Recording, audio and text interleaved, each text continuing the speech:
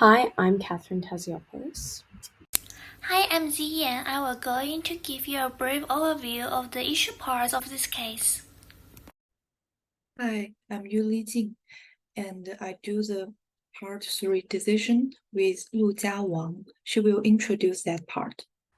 My name is Lu Jiawang, and I will introduce the Part 3 decision. Hi, I am Zihan Ran. I will introduce what we know from this case. Now, let's look at some facts about the case. So, Airbnb has been ordered by the federal court to pay $15 million in penalties and offer up to $15 million in compensation.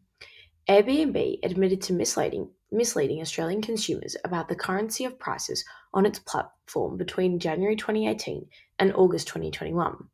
Approximately 70,000 consumers were charged in US dollars while believing prices were in Australian dollars. This means that consumers were deprived of making informed decisions and often paid more than expected. Airbnb received over 2,000 complaints during the relevant period, and they eventually amended their platform in August 2021 to clearly represent prices in US dollars. The court found that some users were falsely told that they had selected US dollars themselves. Compensation scheme was offered to about 63,000 affected consumers, with the average compensation payment expected to be around $230 per consumer. Then is the issue part. Airbnb misleading Australian users by showing false price in Australian dollars while covering changing in US dollars, causing overpayment between January 2018 and August 2021. Consumer face higher than expected cost without understanding currency change. Whether it constitutes Section 18 of ACL in particular relation to misleading conduct in trade.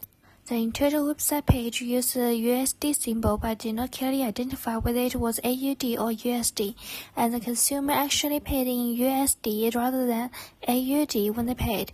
It was not until 2021 that the platform was modified. In the particular, whether it was a fault to clearly information consumer of the order detail, primarily the price and the currency used, under Section 55 of ACL. Airbnb claims that it was the consumer choose to be paid in US dollar, whether in fact the consumer has not the position to manually choose the currency at all. For the issue of whether the above situation violates Section 24 of the ACL proves that the platform prevents the consumer from making their own choice and lacks the price transparency. Next is about the decision. For what Airbnb have done, court makes such decisions. Airbnb will compensate the affected consumers for the difference between the price the consumer expected to pay in AUD and the price they actually paid due to the USD to AUD exchange rate, as well as any additional foreign currency transaction fees affected users may have incurred. Affected consumers ultimately paid significantly more than they expected to pay, which contributed to the economic losses. Based on the ACL Section 224, Part 2, in determining the appropriate pecuniary penalty, the court must have regard to the nature and extent of the act or omission, and of any loss or damage suffered as a result of the act or omission.